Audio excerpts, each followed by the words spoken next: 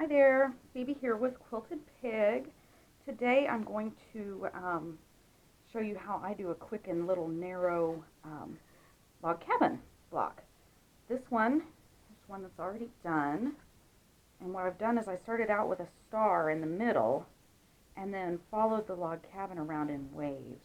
And I did that rather than doing the stitch in the ditch with the ruler because I thought this would look nicer to have that. So I'll show you how I do it on another piece.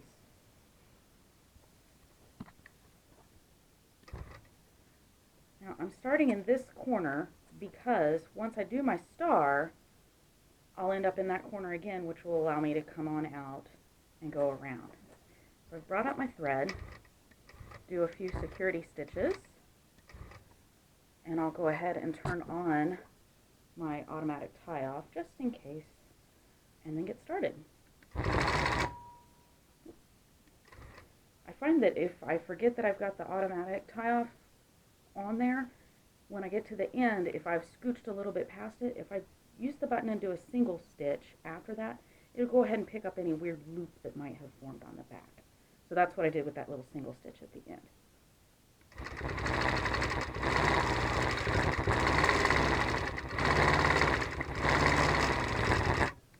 Okay, so I got out here to the end, and I'm going to pull these threads out of the way. What I'll do is go back in with a needle and thread in a little bit and tuck them into the pieces, but I'm not going to do that on the video right now. So I'm at the shortest side of the log cabin, and I'm just going to go around. Just making a little wave. Now as I got to the corner, I intentionally came out to a point, because I'm trying to make them look pointy, and this one's out of your shot, so you really can't see it. But I'm trying to make them look pointy at the corners, because I feel like that gives it a little something extra, dimension-wise. And then I just continue around.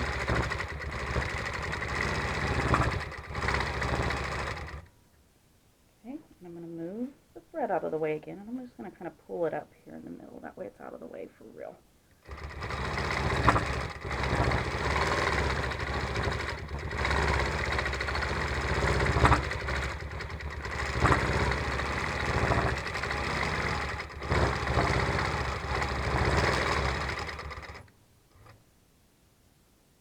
Something has gone wrong here. I think it's actually just the way this is pieced. Looks like it spins the other direction, so that might have been a mistake somewhere in there. But now that I see that, I can see how I can work around it, so that's what I'm going to do. So I was going, let's see, counterclockwise, but it looks like the next piece, which I would have expected to be here where this yellow is actually here where this blue is. Hopefully you can see my fingers. I really can't see the screen of the camera right now. So I'm going to go ahead and backtrack into that blue and then go on around. So you can always find a way to work around it if you stop and think about it for just a minute.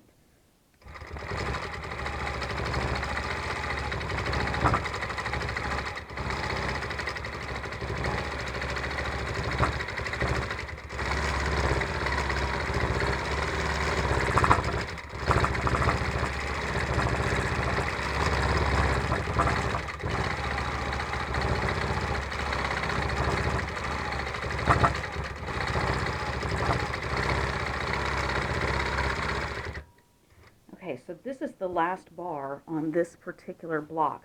It's actually 4 small log cabin blocks put together. So what I'm going to do is come over here to the edge and stitch in the ditch through this black sashing. I'm actually going to treat this black sashing the same way, but I want to do it with black thread because I think it'll look nicer. Okay, so now that I'm here, the plan next is to start in with doing a going in from the outside, and I see that this one also has the same awkward little piecing situation, but we'll go in through here, and then I'll just go in a concentric circle again until I get to the middle of the block.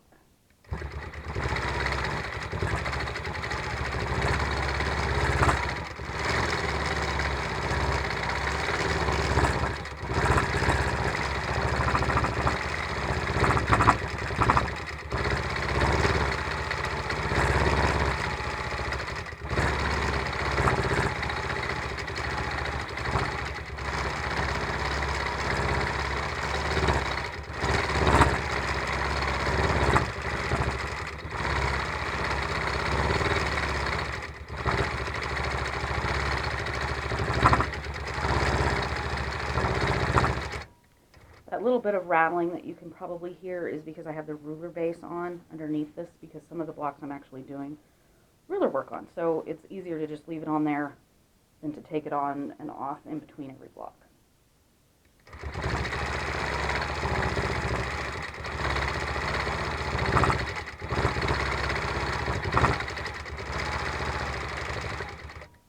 So I'm all the way to the center block, so I'll stitch over to there, got myself in the corner like I want to be, and then I'm going to make my star.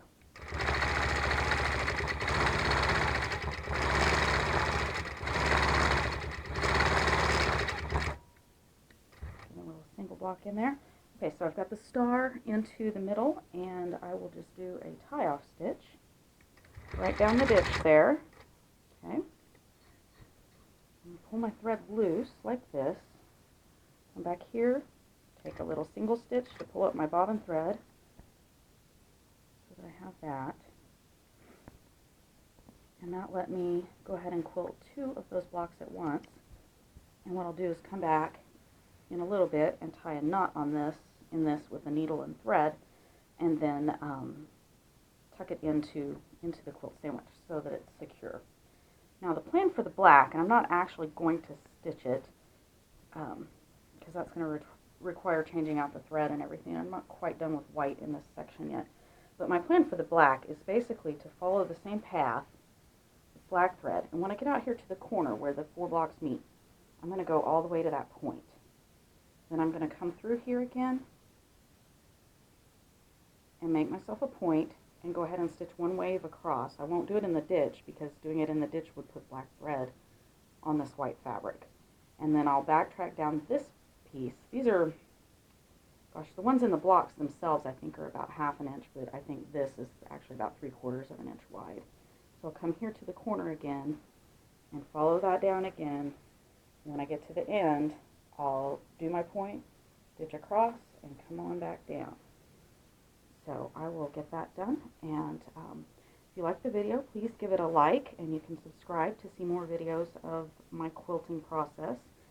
And if you have any comments or questions, go ahead and leave them in the box below, and I will try to get them answered soon. Thanks for stopping by and watching. Bye-bye.